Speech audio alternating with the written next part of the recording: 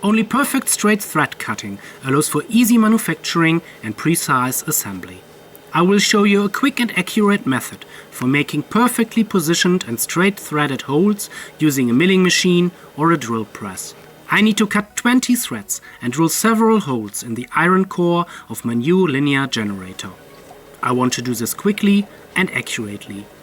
The vise must be precisely aligned.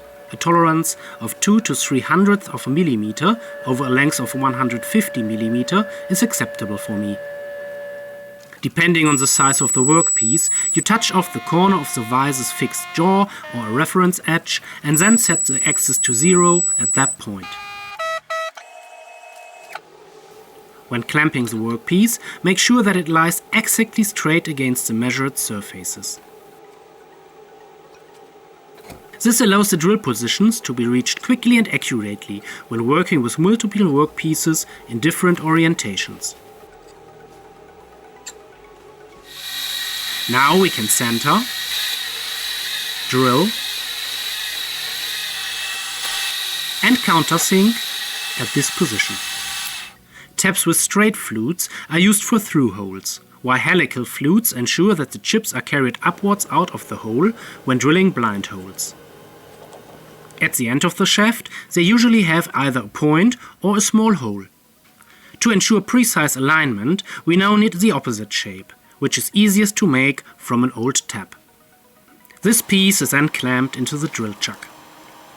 Insert the tap with a tap wrench precisely into the center and gently push it into the hole using the quill. The thread can now be easily cut by applying a steady amount of pressure.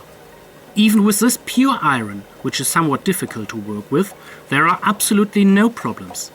Of course, it doesn't matter whether you use a CNC milling machine as I do or a conventional one. With a drill press, you have to mark and center the workpiece the traditional way, but after that, everything works just the same.